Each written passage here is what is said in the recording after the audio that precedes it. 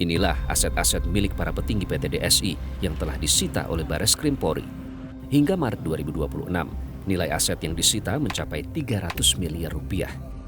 Selain dilakukan penyegelan aset fisik, penyidik juga telah menyita 683 sertifikat tanah yang berasal dari jaminan atau agunan para borrower.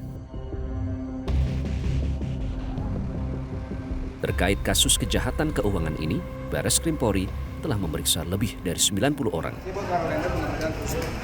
Duta merek DSI juga sudah dimintai keterangan. Dalam praktek kejahatannya, kuat diduga DSI telah memberikan informasi palsu kepada para lender.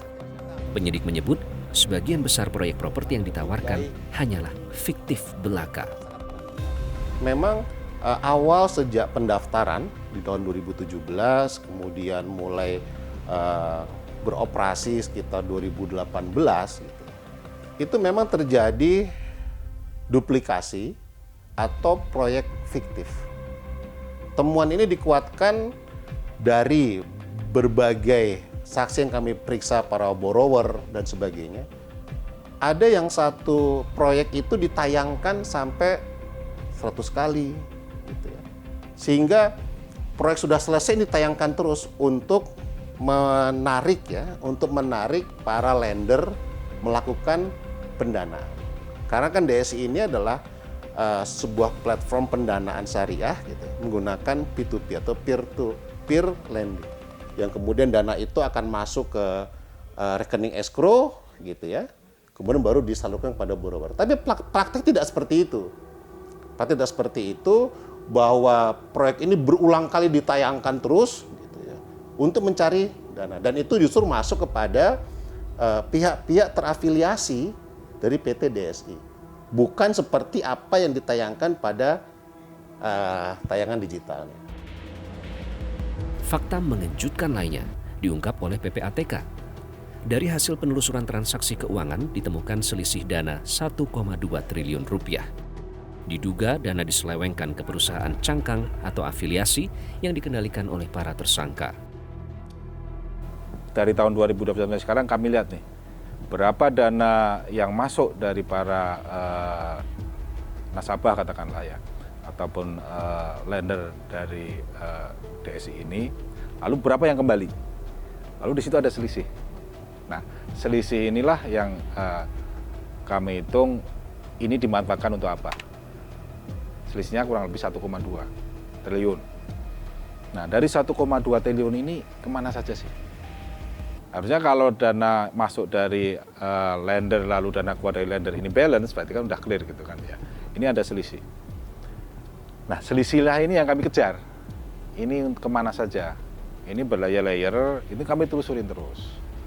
Nah, kami temukan seperti tadi, ada yang ke perusahaan afiliasi, ada memang untuk pembiayaan properti memang ada dalam jumlah yang tidak material dibandingkan seluruh dana yang dihimpun. Lalu juga untuk pembelian aset, ini kami temukan. Jadi itu adalah afiliasi-afiliasi dari DSI ya, gimana dia membentuk perusahaan yang menerima pendanaan itu kurang lebih sekitar lebih dari 50 perusahaan gitu ya. Dia bentuk di mana pengurusan segala macam adalah orang-orang DSI gitu. Nah, ini memang ada usaha-usahanya, tapi yang bergerak di properti itu sangat sedikit gitu kan. Dan sebagian besar misalnya ada pembiayaan untuk motor listrik. Jadi dia memberikan pembiayaan orang yang mau membeli motor listrik. Nah, di sini kan kami lihat dia telah mengeluarkan uang ke situ berapa, yang balik dari situ berapa gitu kan. Nah, ini banyak yang defisit. Banyak yang defisit, ada yang bahkan defisit 100 miliar di situ gitu kan. Nah, di sini tentu saja nanti detailnya adalah waktu penyidikan di kepolisian. Untuk menyelamatkan kerugian masyarakat, pemerintah mendata jumlah korban dan kerugian yang ditimbulkan. Pendataan dilakukan oleh Lembaga Perlindungan Saksi dan Korban. Hingga 7 Mei lalu, korban yang mendaftar jumlahnya baru 5.523 orang. Ya, sebenarnya LPSK itu sudah membuka permohonan via online. Itu dari sejak 1 April sampai dengan 1 Mei. Tetapi hasil dari rapat bersama dengan OJK dan Bareskrim serta Kejaksaan, maka kami perpanjang sampai dengan tanggal 15 Mei.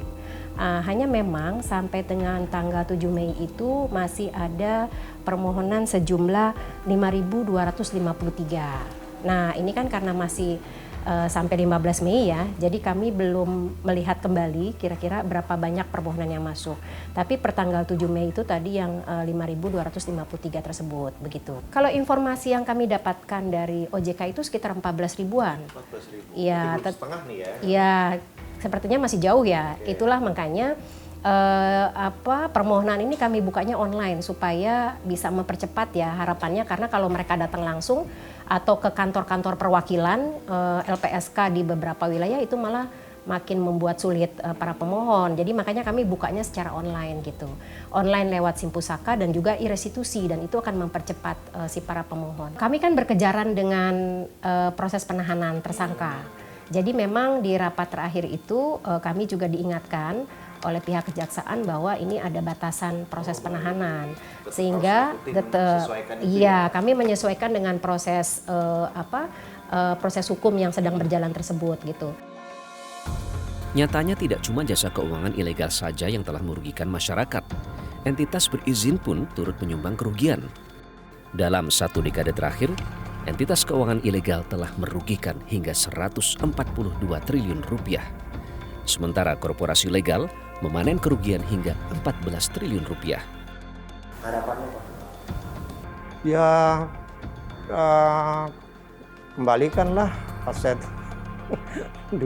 aset kami itu, kembalikan aset karena itu kan uang pesangon kami. Kalau saya pensiunan udah jelas. Dana masyarakat raib jadi bulan-bulanan korporasi keuangan nakal.